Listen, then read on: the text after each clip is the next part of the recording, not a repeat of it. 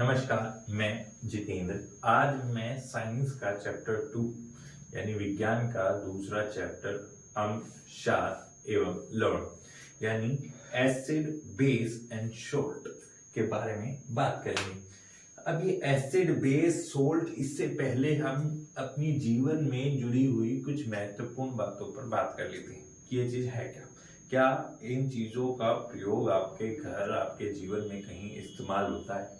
उदाहरण स्वरूप, जब आप बहुत ज्यादा खाना खा लेते हैं तो उसमें पेट में बनने वाली गैस एसिडिटी, और उसके बाद आप क्या करते हैं, बाजार से जाकर एक इनो लाते हैं, डालते हैं, पीते हैं, तो कैसे पेट में बनी गैस शांत हो जाती है या पेट की वो जलन वो शांत हो जाती है। दूसरा, चाउमीन में डलने वाला विनेगर, वो सफेद कलर का पानी, वो क्या होता है। तीसरा, करेले में आम की खटाई का प्रयोग क्यों होता है। जब हम करेले, अगर घर पे जब करेले बनाते हैं तो उसमें आम की खटाई का प्रयोग क्यों किया जाता है। हरी सब्जियों में बैलेंसिंग के लिए या संतुलित करने के लिए हम उसका विपक्षी दल उसमें डालते हैं। आम जो है वो अम्ल, ये गलत था, माफ कीजिएगा। जो हमारे प्रोड्यूसर साहब हैं या कैमरा मैन है, उनके द्वारा ये शब्द गलत हो गया था, जो हमने अभी दुरुस्त कर लिया।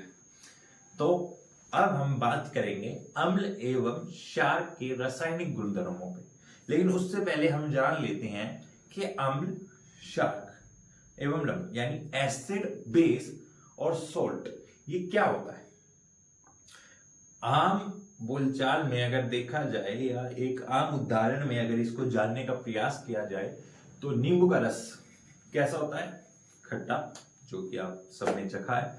टमाटर कैसा होता है, खट्टा, जो कि अम्ल यानी एसिड की श्रेणी में आता है। वहीं करेला या अमूमन ज्यादातर हरे पत्ते या हरी चीजों से जुड़ी हुई ज्यादातर चीजें आपको कड़वी लगेगी, जो कि क्षार यानी बेस के फॉर्म में आती है। यह एक दूसरे को काटने का कार्य करती हैं, और जब एसिड और बेस यानी लवण एवं अम्ल जब मिलते हैं तो जो उनके बीच की मजदार होती है वही लवण कहलाती है, खारापन यानी नमक कहलाती है।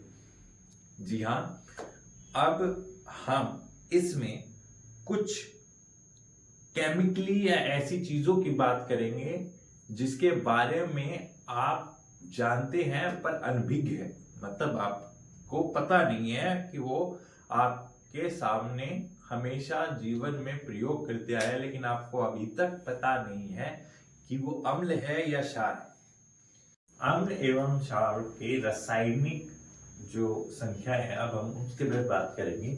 जैसा कि हाइड्रोक्लोरिक एसिड, हाइड्रोक्लोरिक एसिड एक बहुत महत्वपूर्ण एसिड है जो आपने अपनी जीवन शैली में अवश्य सुना नहीं है, परंतु ये आपके साथ आए दिन रहता है।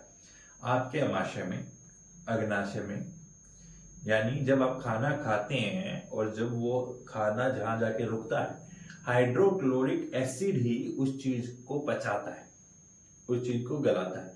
जब हमारे पेट में ज्यादा खाने के कारण एसिड ज्यादा हो जाता है और खट्टी खट्टी जो डकारें आती हैं, ये वही कारण है जिसके कारण हम बाहर से इनो यानी सोडा, जो किसका प्रतीक है, क्षार का, और अम्ल जो हमारे पेट में है किसका प्रतीक है, एसिड यानी अम्ल। जलन के कारण जब हम सोडा उसमें डालते हैं तो न्यूट्रलाइज हो जाता है, यानी लवणीय हो जाता है।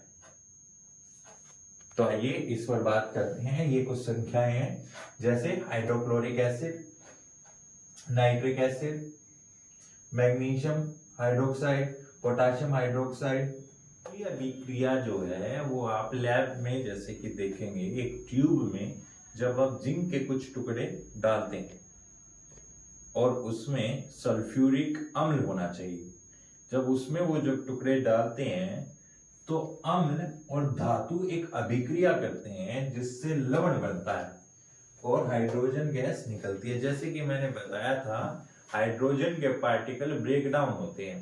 अब हाइड्रोजन के पार्टिकल ब्रेक डाउन इसीलिए होते हैं क्योंकि अम्ल के साथ धातु रिएक्ट इसलिए कर रहा है क्योंकि जो ये धातु हमारे जितने भी होते हैं ये क्षार का कार्य करते हैं, और जब अगर ये क्षारीय है तो ही ये लवण बनेंगे। जैसे अम्ल में अगर आप नींबू या टमाटर का रस डालोगे तो वह अभिक्रिया नहीं करेगा क्योंकि वो खुद एक अम्ल है। वैसे ही अगर धातु लवण जब बनेंगे जब वो क्षारीय हो तो वो अम्ल के साथ रिएक्ट करेंगे। जैसे सोडा में अगर आप धातु डालोगे तो वो रिएक्ट नहीं करेगा क्योंकि वो खुद एक क्षारीय है। अब ये जो चीजें हैं आपको फोटो के माध्यम से माननीय श्री आशीष जी आपके सामने प्रस्तुत करेंगे। अब जैसा कि आप इस तस्वीर में देख रहे हैं तो इसमें आप देखेंगे कि कुछ बुलबुले निकलते हमें प्रस्तुत हो रहे हैं। तो बुलबुले क्या है? वो बुलबुले असल में साबुन के घोल से जो अंदर एक पाइप जा रहा है उसमें से जब वो बुलबुले निकलते हैं वो असल में हाइड्रोजन गैस है। अब जब उसके ऊपर आप मोमबत्ती रखोगे तो वो पॉप की साउंड करेगी, जैसा खाना खाने के बाद फूफा जी पाजते हैं पो पो पो पो, वो चीज। तो वो पॉप की जब साउंड करेगी तो उससे हमें पता चलेगा कि वो हाइड्रोजन गैस है जो आग से वो आवाज निकल। तो जैसा कि हमने अभिक्रियाओं पे बात की, अब हम बात करेंगे कि अम्ल और क्षार में हमें कैसे फर्क पता चलेगा। क्या कोई प्राकृतिक चीजें हैं जिससे हमें इस चीज का आभास होगा कि हम अम्ल या क्षार को कैसे पहचानें, एसिड और बेस को हम कैसे पहचानें। तो उसके लिए पहली चीज जो हमारी घरेलू रसोई में उपलब्ध है वो है हल्दी। जैसे कि हल्दी पर जब आप देखते होंगे हल्दी का जाके सब्जी का दाग लग जाता है आपकी व्हाइट शर्ट पर और उस पर मम्मी सोडा वोडा डाल देती है तो वो पीले कलर से लाल कलर में बदल जाता है। इसका प्रयोग मैं कक्षा में अगली वीडियो में अवश्य करके दिखाऊंगा। उससे पहले हमारे वैज्ञानिकों द्वारा निर्मित ये पीएच पत्र है। अब पीएच पत्र में क्या होता है, ये पीले कलर का एक लिटमस पेपर होता है जिस पर एक न्यूमेरिकल नंबर की एक कलर शीट भी होती है जिससे हम ये पहचान सकते हैं कि वो अम्ल है या क्षार है और वो है कितनी घातक है या कितनी जहरीली है। इसकी जानकारी हमें इन कलर्स से पता चलती है। संख्या 0 से लेकर यह संख्या 14 तक जाती है। अब इसमें संख्या 0 से 14 में 0 से 7 और 7 से 14 ये इसके दो क्षेत्र हैं। 0 से 7 अम्लीय क्षेत्र है जो कि बहुत ही ज्यादा 0 पर यानी बहुत ही ज्यादा जहरीला और एसिडिक यानी अम्लीय चीज है, और 14 संख्या पर यानी 14th पर यह बहुत ज्यादा जहरीली है लेकिन क्षारीय है यानी करेले का जूस। क्षार जो होती है, क्षारीय जो चीज होती है वह नीले कलर को प्रस्तुत करती है, गाढ़े नीले, जो कि सोडियम हाइड्रोक्साइड है। और जैसे ही ये 0 पर होती है यह जठर रस यानी हाइड्रोक्लोरिक अम्ल जो आपके पेट में मौजूद है, यह इतना घातक होता है कि लोहे को भी गला सकता है।